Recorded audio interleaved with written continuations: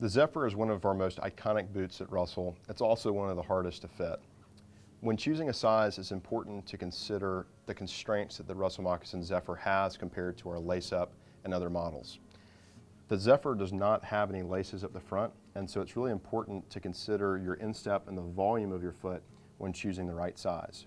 If you know that you have a high instep, it's often a good idea to go up to an E-width or even a half size larger to ensure that you can actually get your foot in the boot and that it's not too tight over the top of the foot.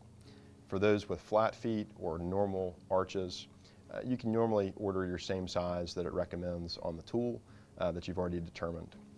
When putting on a pair of Russell Zephyrs, you just slide your foot into the top, make sure the zipper is already zipped down on the back, grab, especially right behind the gusset here, and pull while forcing your foot down until it pops into place. Then the next thing I do is lean forward and zip up the gusset. And at the front of the boot, I'll take the top, especially here at the very top, the quarters, give it a little bit of tug to make sure that my socks aren't crumpled up at the top of the instep. I'll then go and put the strap through the buckle and just get it snug with the top of the boot. Once you've gotten to this point, you're going to want to look down and make sure that here on the top of your foot is not too tight. That's what you're looking for. This is the biggest part of the fit of a Zephyr. Making sure that this feels snug. You can see that I can press down.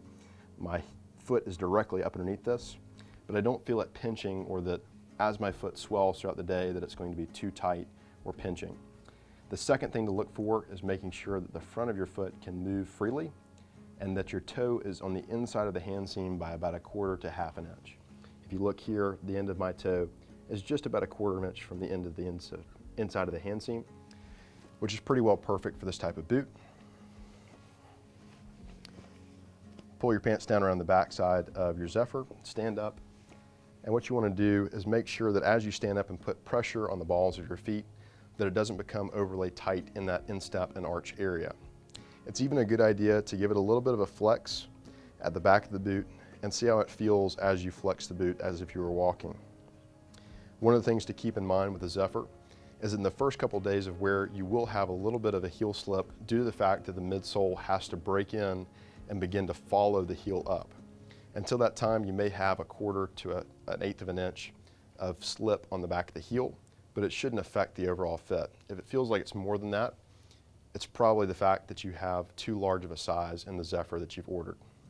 The Zephyr boot isn't for everybody. If you have a hard time reaching down and pulling on boots, this boot does take a little bit to get on in the mornings, and especially if you have high insteps or high arches, that's something you're going to want to consider when ordering this boot is either make the appropriate considerations when ordering the correct size, or look at one of our lace-up boots like the Backcountry or the Gustin for an alternate boot that's going to allow you to adjust the fit of the top of the boot, especially around that instep area.